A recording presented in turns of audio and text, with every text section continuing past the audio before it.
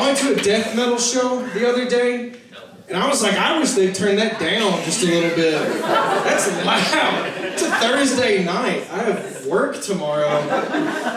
I don't like being anywhere I can't turn the music down. It's just my thing. My buddy asked me, he said, hey, you want to show up a little bit later and we'll miss the traffic and we'll just watch the headliner?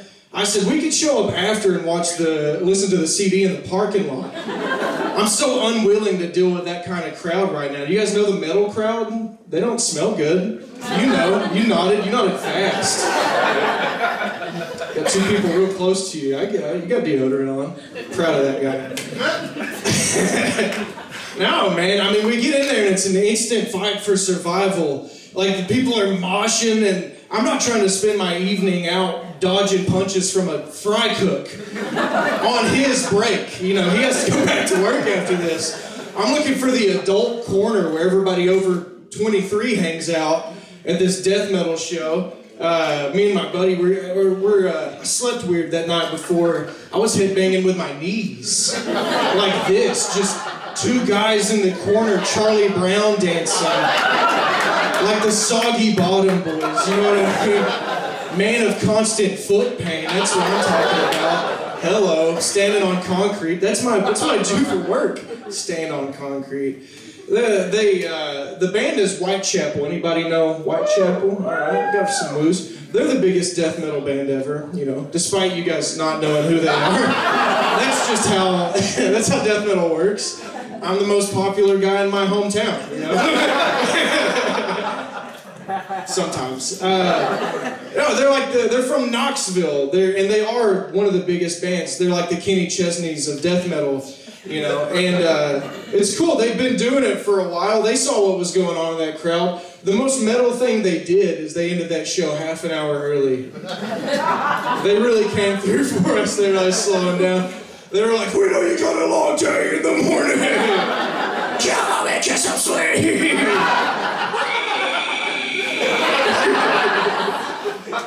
Love that. Thank you guys so much. They came to do their encore song. It's their biggest song. It's called "The Saw Is the Law." The chorus is like, "Where we come from, the saw is the law." They're talking about Knoxville. You guys have been there. It's not that tough. It's a pretty acceptable and social town. And their guitarist is a barber. You know, like he cuts my brother's hair. I don't know. They could have went with a more honest song title like "The Clippers Are How I Earn an Honest Living." Yeah, hell yeah, she's got one. All right. But I don't know. That's I get why they didn't call it that. The Saw is the Law sounds way cooler. Where I come from, the slaw is the law. I'm a big hot dog guy. Come on now, hello. February, no, the hot dogs. All right, you'll get it. Let it soak in. Hell yeah. What am I talking about? Who lets me do this? I'm getting paid. I have a real job, just like the guitarist barber. I have a real job. I work in a factory. I work 6 p.m. to 6 a.m. It's as fun as it sounds. Every bit of it. I got off work this morning and I had to go to my sister's house and take a look at her dryer because her husband has an art degree. And our dad's in jail. That leaves me. I get to look at stuff now before we call professional. You know what I mean? They're like, Casey does stuff. He's like working on his cars all the time. That's true. You know what I'm not doing? Fixing cars. I'm working on them. They don't run. They don't run good. I don't know. I go to work and they pay me to try.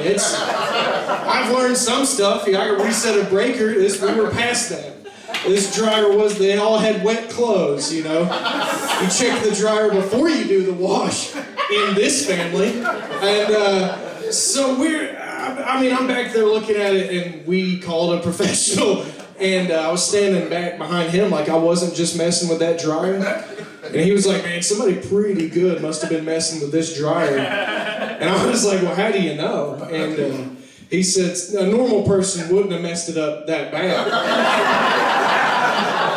I was like, oh, all right, well, maybe he had a long night. Maybe he's got an artistic dream and he doesn't just want to fix dryers. Freaking lame ass, I don't know. Fix my sister's dryer, pussy. And he did. Nice, they got dry clothes, I'm proud of them. My dad is in jail. Does anybody have anybody in jail? Sick. I heard some yeses, but no hand raising. That's smart. You don't give yourself away. Don't reveal your identity. I like that.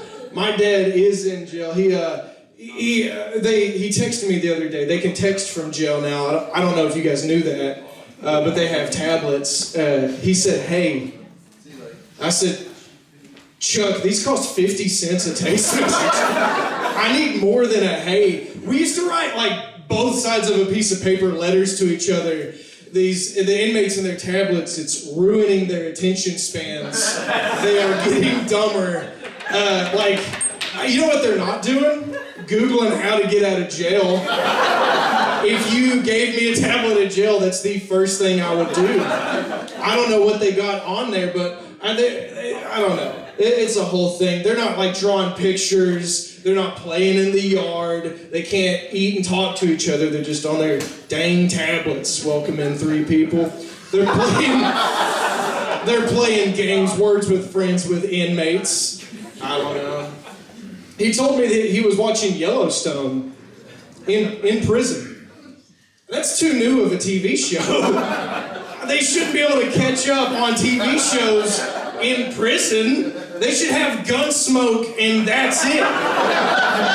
If they wanted a movie night, Back to the Future 2, fuck you. You don't get the first one, you get 2. Or whichever the one they go back to the Western time. I don't know, it could be 3. I don't know. I've seen all the Back to the Futures multiple times. I don't want to brag. We had it on DVD. Anyways, I'm bragging. I'm up here bragging. It's too much. I come from wealth. I was telling my dad about audiobooks. He knows, like they have them, but I was listening to this book and then I quit because I didn't like the voice actor. And then there was a moment where I was like, I just told my dad, who has been stabbed, about what grown men I prefer to read me my stories. And he was like, I get it. I don't like the guys that read me my stories either, you know, because they stutter. They can't read really good. Inmate literacy is at an all-time low from the tablets. I don't know. You guys don't care if inmates can read good. That's all right. Hey, maybe I'm the progressive guy up here, all right? Hey. I don't know. You guys go to church? Anybody? Anybody like church? All right. Hell yeah. I grew up in church. I don't go now, but I had to go back to a church that I went to when I was a kid because my grandma passed away. And that happens sometimes when you're white and Southern. Sometimes twice. So I went back to this church and this little old lady comes up to me and she shakes my hand. And you ever shake like a really old lady's hand and you know that you could eviscerate her? You know what I mean? It feels strong. It's like soft. There's little hairs on it. It's like shaking an old peach. You know what I mean? There's juice running out of it. You're squeezing too hard. That's a little old lady. You gotta take it easy. And smells good. And she was like, I heard about your late grandma. And I said, I don't know what you heard, but she ain't coming. I'm about to tell you something way worse. No, it's whatever. I mean, it took her a while, there for a minute, to die. It took her a while to figure it out. We were doing this whole back and forth thing, like, she's at the hospital, she's back at the house, she's back at the hospital. I was like, lady, you gotta pick one. I mean, I have a full-time job. You got all the time in the world to die. You know, like, quit making this hard on me. Physically hard. It's already emotionally hard. you know, and she did figure it out. She nailed it. But she died at home. I was like, we were just at the hospital. You know what I mean? Died at home? Are you kidding me? I called the ambulance. I called 911. I said, hurry, get here quick. My grandma's dying. They got here and they said, this woman's been dead for like a few hours. And I was like, oh, well, can you just take her with you though? Like, I'm about to call the trash man if you don't, you know? You gotta take her with you. I'm not touching it. Dead people is real sad till you gotta move one. Real sad, you're like, I don't care who this is now. No, we were at the hospital and we were having these. It's a really tender moment. I don't know if you've ever sat with somebody while they're passing away. After the point that everybody knows that they're gonna pass away. But and someday it'll be my time, you know, and I'll be laying in the bed. And somebody that I know and love will be in the chair, knowing that they got other stuff they could really be doing right now. But this is an important moment. And we have to be here because this woman helped raise me because my dad's in jail. And it's very beautiful and tragic in some way, but I mean, we're sitting there, and then down the hall, it's very quiet, but there's another old lady dying so much harder. I mean, she's howling, she's like, ah, woo, ah, everybody look at me, I'm dying! I grabbed the nurse when she was going by, I said, hey, can we shut that bitch's door?